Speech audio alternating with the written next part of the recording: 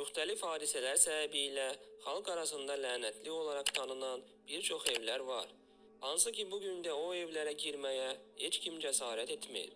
Bugünkü videomuzda dünyanın ən qorxulu evlərindən bəzilərini izləyəcəyik.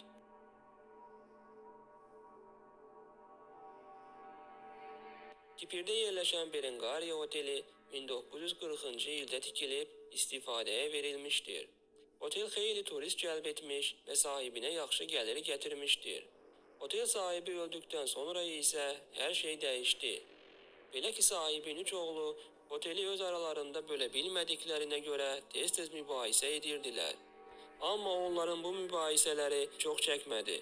Çünki bir gün səhər qardaşların üçü də öz otaqlarında ölü tapıldılar. Sahibsiz qalan otel ilk öncə orada işləyənlər, sonra da yerli xalq tərəfindən talan edildi. Otel 30 ildir bağlıdır. Oraya heç kim getmir.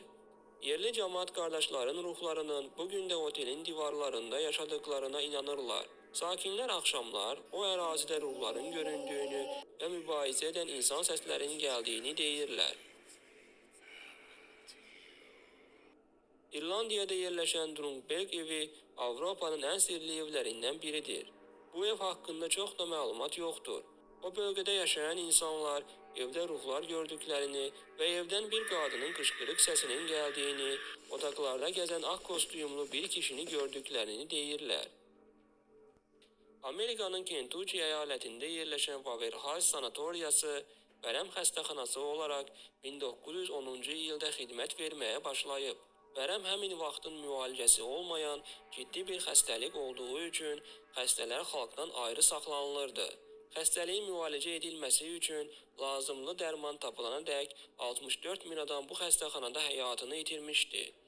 1961-ci ildə bağlanılan sanatoriya bir il sonra ağıl xəstəxanası olaraq təkrar açıldı və xəstələrə pis davranıldığı üçün 1982-ci ildə bağlanıldı.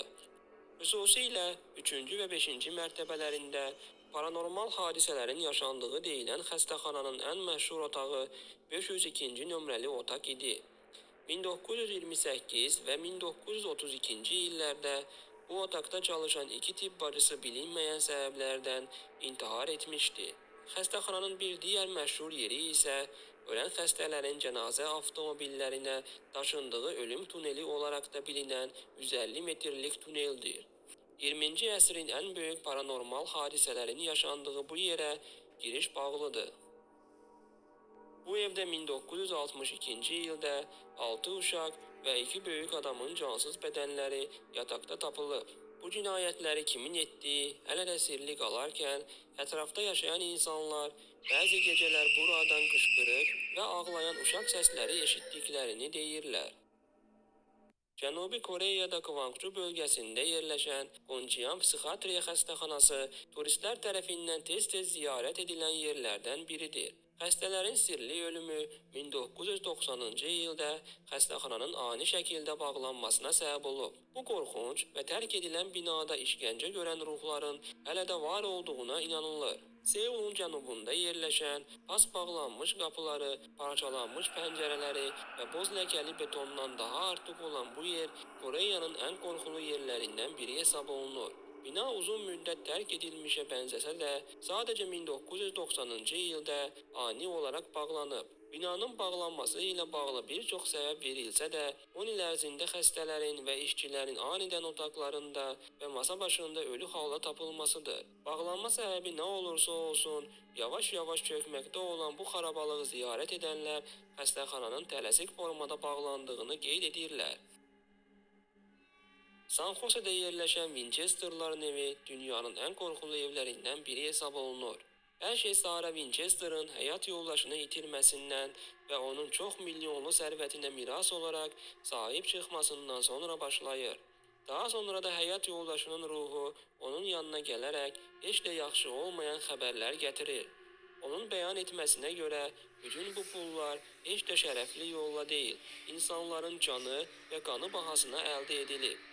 Bu səbəbdən də bütün nəsil artıq lənətlənib və ruhlar öz intiqamını mütləq alacaqdır. Onlarla barışmağın tək yolu var idi və yeni bir ev inşa etməyə başlamaq idi. Xüsusilə də fasilə vermədən. Çünki çəkit zərbələrinin səsləri kəsildiyi halda qadın öləcəkdi. Sara cəld olaraq işə başlayır. Yenicə milyonlara sahib olmuşduğu qadın Kaliforniyada imarət əldə edir və işçilər tutur. Tezliklə evdə yeni otaqlar, dəhlizlər, eyvanlar və gizli keçidlər əmələ gəlməyə başlayır. Mərtəbələr dolayı pilləkənlərə birləşirdi və əsasən heç bir yerə aparmırdı. Görünür dəli olmuş xanım bu yolla özünü izləyən ruhlardan canını qurtarmaq istəyirdi. Ev dayanmadan dəyişikliklərə uğrayırdı və inşaat bütün gün ərzində davam edirdi. Nəticədə 38 il ərzində burada tikinti işləri davam etdirilir. Hazırda bu inanılmaz imarətə turist səfərləri təşkil edilir. Qrupdan geri qalmaq olmaz. Əksi təqdirdə labirintlər içərisində azmış vəziyyətdə qalacaqsınız. Deyilənə görə isə bu labirintlərdə ruhlar hələ də öz qurbanlarını gözləyirlər.